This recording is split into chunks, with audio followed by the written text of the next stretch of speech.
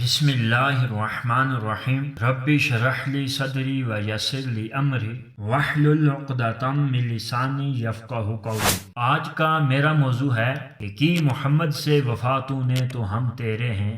آج کا موضوع شاعر مشرق علامہ محمد اقبال کا لافانی پیغام ہے۔ اقبال تاریخ اسلام کے آئینے میں جھانکتے ہیں، غلامان محمد پر ایک نظر ڈالتے ہیں، عشاق مصطفیٰ پر کہکشاں کی صورت اترنے والی رحمت خداوندی کا جائزہ لیتے ہیں۔ ان پر یہ حقیقت واضح ہو جاتی ہے کہ جب مرد مومن صحیح معنوں میں محبت و اطاعت رسول کے نام پر سلطان دو جہاں صلی اللہ علیہ وسلم سے وفاداری کو اصل ایمان بنا لیتا ہے، تقدیر خداوندی اس کی تدبیر کے اشاروں کی محتاج ہوتی ہے، اور پھر پردہ افلاک سے یہ صدا ابھرتی ہے کہ محمد سے وفا تو نے تو ہم تیرے ہیں، یہ جہاں چیز ہے کیا لوح قلم تیرے ہیں۔ محبوب خدا صلی اللہ علیہ وسلم سے وفاداری کا اعلان صرف لفظوں کا اظہار نہیں بلکہ یہ تو عمل کی میزان ہے۔ یہ محض زبانی اقرار نہیں بلکہ جانی و مالی احسار ہے۔ یہ صرف ایک نعرہ نہیں بلکہ خون کی دھاروں پر چلنے کا نام ہے۔ یہ ریاکاری یا مصلحت نہیں بلکہ عشق محمد مصطفیٰ کے نام پر خاک و خون میں غسل کرنا ہے۔ یہ محض تقریر کی ساحری نہیں بلکہ شمع انور مصطفیٰ پر پروانہ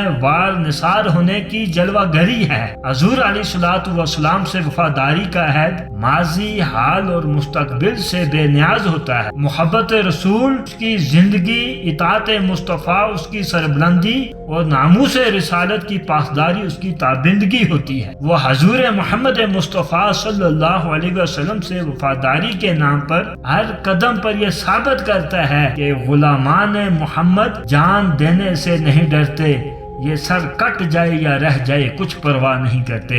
ہم چند لمحوں کے لیے ماضی میں کھو جاتے ہیں کہ ہمارے اسلاف نے رسول اللہ صلی اللہ علیہ وسلم سے وفاداری کے نام پر کیا کیا۔ ماضی کے گلشن ایمان میں کہیں سیدنا بلال کے کوڑے کھا کر رسالت مصطفیٰ کے گواہی دینے کی آواز آتی ہے تو کہیں حضرت عمار بن یاسر کے کانٹوں پر گھسیٹے جانے کی صدا سنائی دیتی ہے، تو کہیں سلمان فارسی کی زنجیروں کی جنکار سنائی دیتی ہے، تو کہیں صہیب رومی کے زخمی جسم کے قطرے توحید و رسالت کی گواہی دیتے نظر آتے ہیں، تو کہیں حضرت صدیق اکبر یہ کہتے ہوئے کفار کے مظالم کا نشانہ بنتے ہیں کہ ظالموں مجھے مار ڈالو مگر میرے محمد مصطفیٰ کو کچھ نہ کہنا۔ کہیں حضرت زید کو وفاداری محمد مصطفیٰ کے نام پر تخت دار پر لٹکایا جا رہا ہے، تو کہیں حضرت خبیب کے جسم میں نیزوں کی نوکیں چبھائی جا رہی ہیں، تو کہیں سیدنا امام حسین میدان کربلا میں خاندان نبوت کی قربانی دیتے نظر آتے ہیں، اور پھر جناب والا تاریخ کے دوش پر سفر کرنے والے غازی علم الدین شہید کا ناموس رسالت پر قربان ہونے کا ایمان افری منظر نگاہوں کے سامنے آ جاتا ہے۔ ان میں سے ہر ایک حضور علیہ الصلوۃ والسلام سے وفاداری کے نام پر اس حقیقت کا اعلان ہے کہ آنکھوں میں نور، دل میں بصیرت ہے آپ سے، میں خود تو کچھ نہیں، میری قیمت ہے آپ سے، قربان ہو رہا ہوں محمد کے نام پر، عقبہ ہے آپ سے میری، جنت ہے آپ سے۔ سلطان دو جہاں صلی اللہ علیہ وسلم سے وفاداری اس نے عمل کا تقاضا کرتی ہے۔ اللہ تبارک و تعالی جل شانہ قرآن پاک میں ارشاد فرماتا ہے کہ من یطع الرسول فقد اطاع اللہ، کہ یعنی جس نے رسول اللہ کی اطاعت کی اس نے اللہ تعالیٰ کی اطاعت کی۔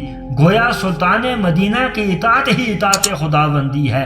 حق تو یہ ہے کہ اطاعت رسول ہماری زندگی کے ہر پہلو پر محیط ہونی چاہیے۔ ہم سے کوئی راہی ہے یا رایا حکمران ہے یا عام شہری، قاضی القضاء ہے یا معاشرت دان، قانون دان ہے یا سیاسی رہنما، امام ہے یا مقتدی، میر کاہرواں ہے یا مسافر منزل شوق، ہر ایک کو اطاعت مصطفیٰ کا طوق اپنی گردن میں سجانا پڑے گا۔ آج ہم حالات کی ٹھوکریں کھا رہے ہیں، وقت ہمارا دشمن ہے، اور اغیار نے اسلام دشمنی کے سلسلے میں سمجھوتا کر لیا ہے۔ زندگی کی تیز دھوپ نے ہمارے پاؤں جھلسا دیے ہیں اور چشم فلک ہماری ذلت کا تماشا دیکھ رہی ہے۔ اس کا سبب یہ ہے کہ ہم نے اطاعت رسول اور ناموس مصطفیٰ سے وفاداری کے لیے صرف گفتار کا سہارا لے لیا ہے۔ آج اگر ہم پھر سے عظمت اسلاف کی داستانیں تازہ کرنا چاہتے ہیں، آج اگر ہم پھر سے لوح و قلم کے میراث کو اپنانا چاہتے ہیں، تو اس جذبے کے ساتھ حضور محمد مصطفیٰ علیہ الصلوۃ والسلام سے عملی عقیدت کا رشتہ قائم کرنا ہوگا کہ تیرے در کے سوا آسودگی دل کہاں ملتی، زمانہ تیرے در پر ٹھوکریں کھاتا ہوا آیا۔